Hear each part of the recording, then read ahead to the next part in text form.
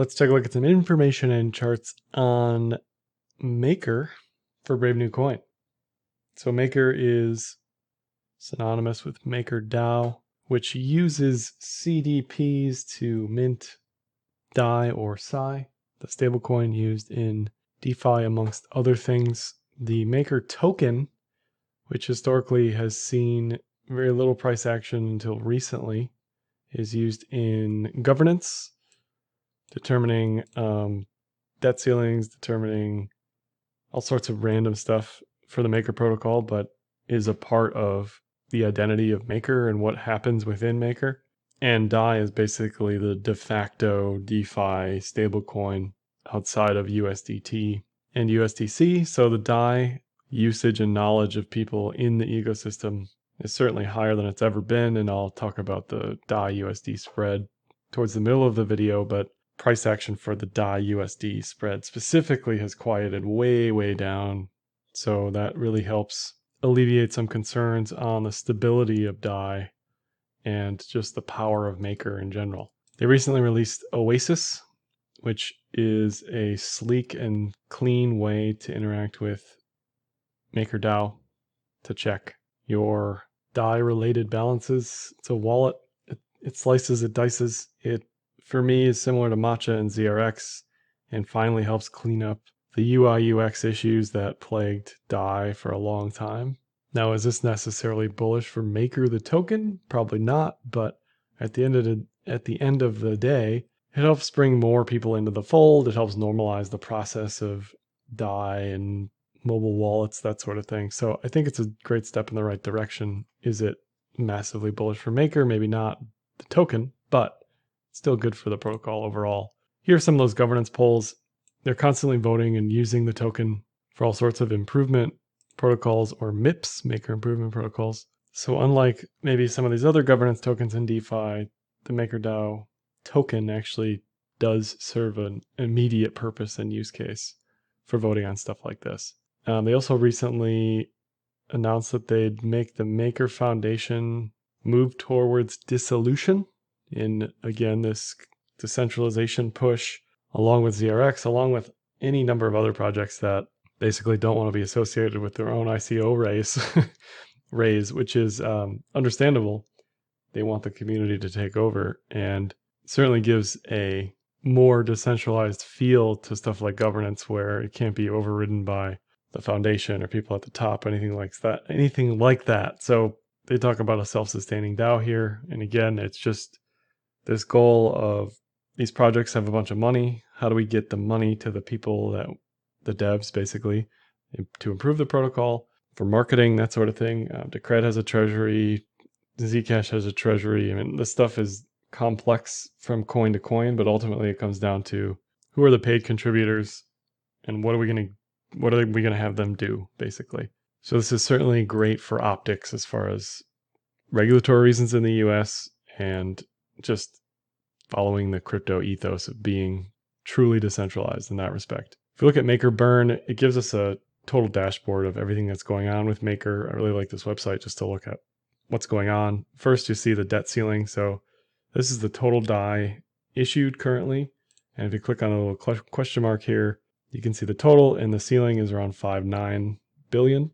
Now this can be voted on for all of these pools as far as which is the ceiling for each pool. Currently the highest pools are basically the ETH pools, but these are all subject to change based on governance.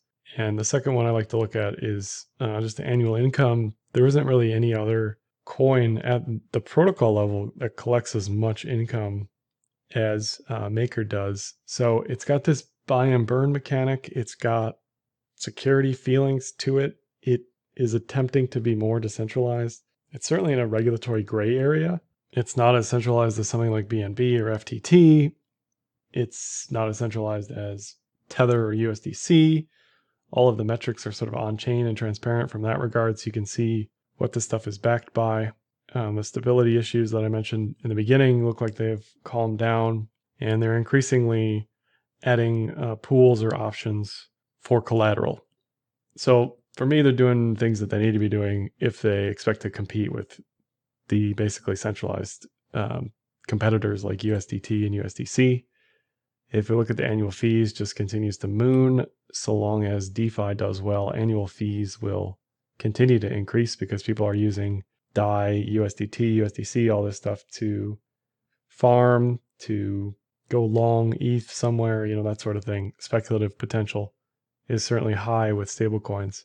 And then specifically relating to price, if you look at the maker burn stats and how this has increased over time, it's hard not to think that this has influenced the price as well. This sort of started to take effect arguably in January along with everything else. So not only is Maker seeing just speculative increases, it's also collecting more fees, it's burning more Maker. And to some degree, you expect this to just follow hand in hand. So long as they keep burning Maker, the price should keep going up. I mean, look at what CZ's done with BNB. It's kind of no different in that regard, just basic supply demand economics. Not that I'm trying to pump Maker, but when I look at the chart and look at where it's been and what it's doing lately, it's entered a new realm of repricing based on something, right? And all I can really point to is mainly this buy and burn mechanic, as well as multi-collateral DAI, increasing the debt ceiling, that sort of thing. Another thing to do when you're looking at all these lending platforms is to compare them to one another. Is there any obvious leader, any obvious laggard? We can look at outstanding loans, we can look at deposits, just your basic stuff. What is the market trying to tell you as far as preferences are concerned? So it looks like for the most part, deposits across the board, the three platforms, Aave, Compound, and Maker, are roughly even, with Aave leading and Aave and Compound leading over Maker. And this will change based on incentives or APYs at the time. DAI certainly has most of the outstanding loans for USD. So, if you're a Maker fanboy or you're an Aave maximalist, this is the kind of thing you have to be thinking about. What is the market telling you as far as this platform is better than this platform, DAI is better than doing something through Aave, that sort of thing. If we look at the total market share, it's currently led by, as far as loans, it's led by Compound. But you almost can't put Maker in a specific box. DAI is obviously stablecoin, so then you got to look at all the stablecoins against DAI. You got to look at all the lending and borrowing stats against Maker. And it kind of gets confusing as far as what actually matters. But ultimately, I think Maker lending and borrowing stats sit fine within competition, right? It's not like one is outpacing the other rapidly, or there's a massive differential here. If you look at TVL for Maker, according to DeBank, exactly what you want to see, up and to the right, just continues to increase, currently at 15 billion. And that's increased substantially even within the past few months, within this year. Some of that is ETH appreciation. Some of that is just deposits, DAI, USD deposits, that sort of thing. Borrowing volume continues to increase. Liquidation volume will have spikes based on volatility, but in general, they've tried at least to enable increased liquidation protections and Oracle attack mitigation, that sort of thing. And as far as the number of calls, it just kind of holds steady here at around 360 to the Oracle. So based on usage stats, it's starting to make more sense why Maker, along with the buy and burn stuff, is getting priced where it's getting priced. If we look at the transaction counts for the token itself, it's hard to really comment on like all these governance tokens. What does it really mean? Is this bullish? This is certainly more of a rosy picture compared to some of these tokens. A lot of these transaction counts will skyrocket sort of with price and then fall right back down along with price, or when there's an important vote governance issue, that sort of thing. That can also move the on-chain stats. But it's hard to really know how much of this matters as far as price is concerned. Average transaction value is way up along with price since January. So it's moving in the right direction. It's just a matter of, does it even matter? How bullish is this, right? How bullish is NVT at all-time low, which is an inverse metric of economic utility, considering Maker is completely different from what it used to be even maybe 6 to 12 months ago, right? It's continually evolving, changing itself, allowing different parameters, that sort of thing. Active addresses mirror transaction counts as well. Ever since October, active addresses have kind of stayed higher than they had in the previous couple of years. NVT at all-time low. So from that metric alone, it's hard to be bearish on the token when you just see more active addresses coming in and out for the token itself over time. And if we look at that DAI USD rate, this is just Kraken, so it's one market, one exchange, but since 2021, it's really held a tighter spread around $1 versus massive volatility to $1.03, $1.36, $1.04, big spikes along with volatility. This was March 2020. There was massive demand for stable coins at that time, which arguably caused spikes like this, even on Tether. Tether spiked way up on that day as well. And all that has quieted down now. So the stability of DAI has certainly improved over the past 5 months as well. If we look at the technicals for Maker USD on Bitfinex, which is really one of the earlier places that you could even trade Maker, historically they had very little volume and very little interest in the pair in Maker at all. Most people had really, in my opinion, no reason to trade Maker. And then when the DeFi explosion occurred in January, along with buy and burn mechanics catching up with price, as well as price escaping this ceiling historically for the USD pair, that's when things started to click on the bullish side. And now it's even looking overbought and probably needing to consolidate a little bit. But ultimately, at this point, the TA stuff may not even matter as much as the buy and burn mechanics, the debt ceiling, and all the stuff I've already mentioned. This looks like it's overbought, but the drivers are DeFi. So if DeFi does well collectively, if DeFi doesn't collapse, Maker should do well. If DeFi enters a bear market or starts to roll over, starts to look weak on the USD pairs, I expect Maker to follow that as well. And ultimately, looking to get back into Maker if you're not in or looking to buy something, it'd be the 200-day moving average or all the way down here, sub 1,000, somewhere down there, based on the volume just for Bitfinex. If we look at the cloud on the USD pair, we had this TK crisscross situation. Currently, BTC is in the midst of this as well, where you get the run up, it goes sideways, and then it's decision time. And you let the TK crosses tell you what to do. It tells you to close here, told you to reopen, told you to close, told you to reopen. So it's not going to look perfect on every chart, on every time frame, but ultimately it should lead the move for the bullish continuation, which in this case, arguably it did, even though it's telling you to get in and out a few times.